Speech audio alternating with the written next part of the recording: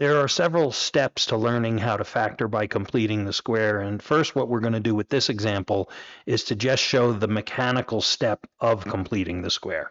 What I have here is an ax squared plus bx plus c, but the c is 0. So to complete the square, what I do is I cut this number in half, I get a 3, and then I square it. And what I do is this is plus 9.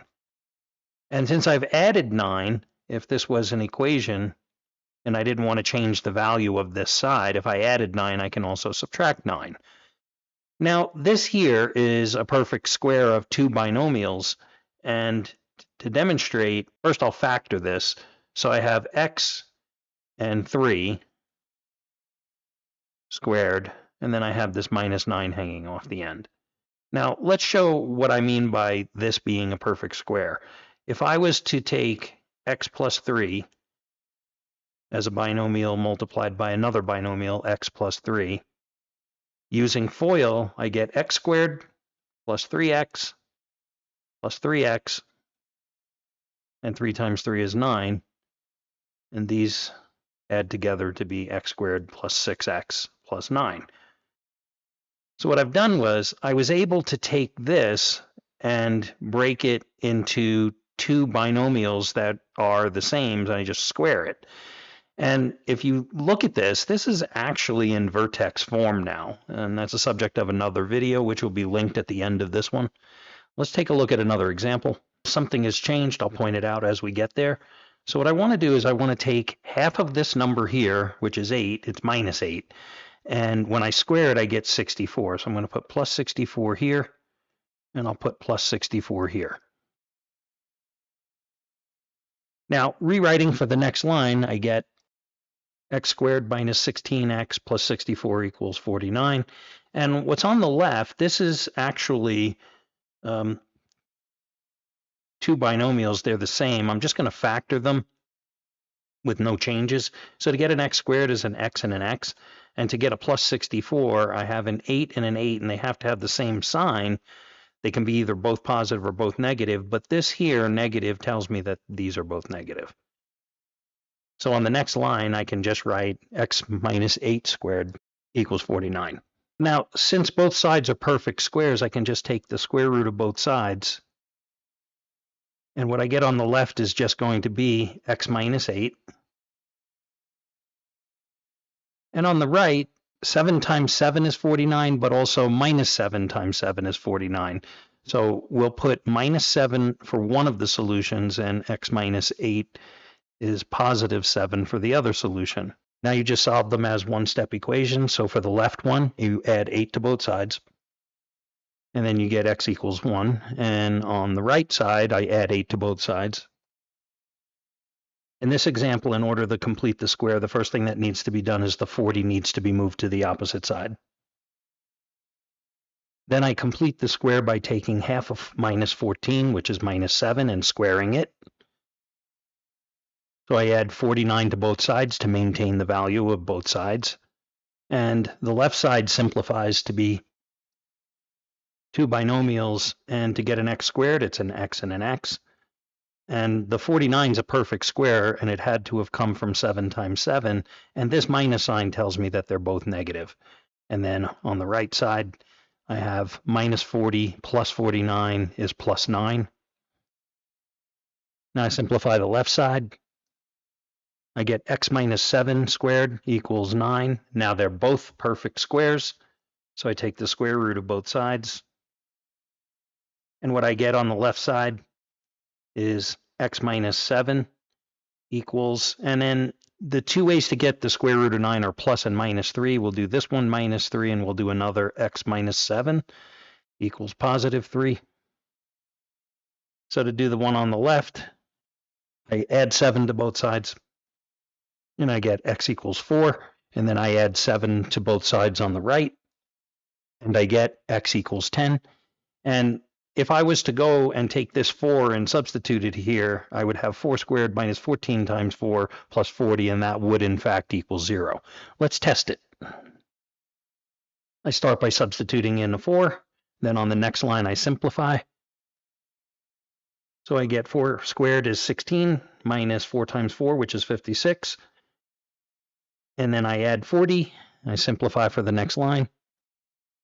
And 16 minus 56 is minus 40 plus 40 equals 0. So our answer is correct. Let's try the other one.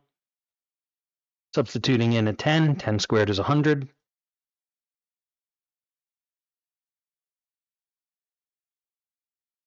Minus 14 times 10 is 140. Plus 40 equals 0. When I combine 100 minus 40 is minus 40. Plus 40 equals 0. And that answer checks out too.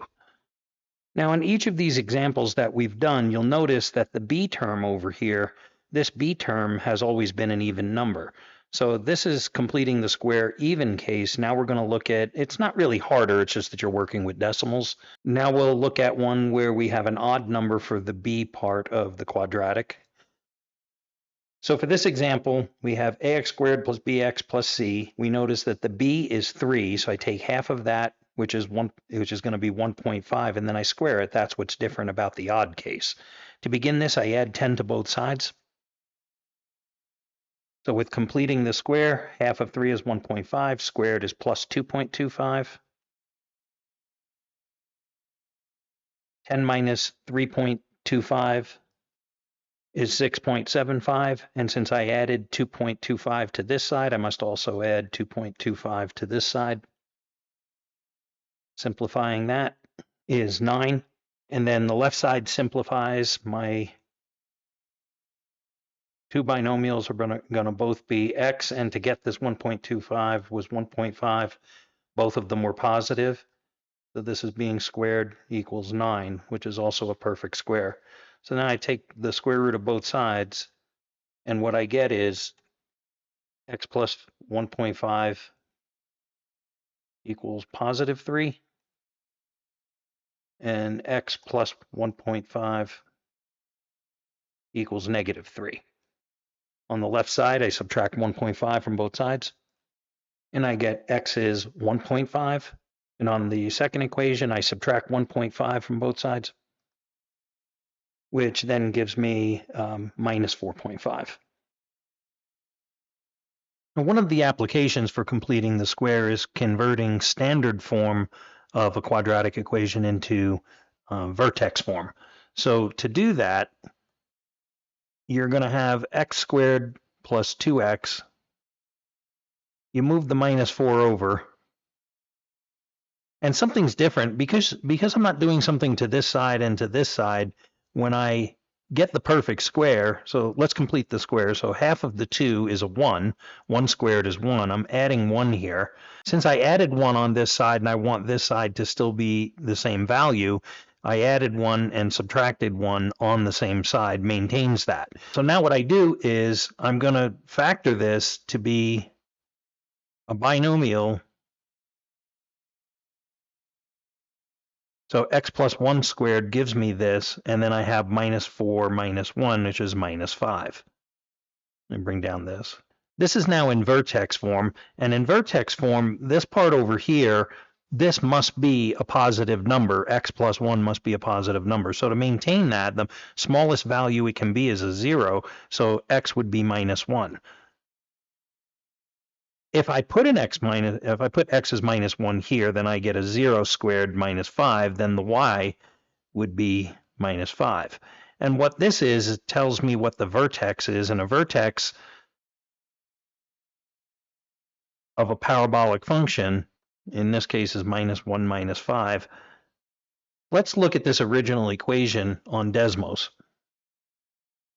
This is the graphing calculator part of Desmos. If you don't have an account, you should make one in here. I've entered the equation, and what I'm looking for over here, I have minus 1 minus 5. This is the vertex is where the slope is going from negative. The slope becomes 0 at the vertex, and then it reverses direction and goes positive.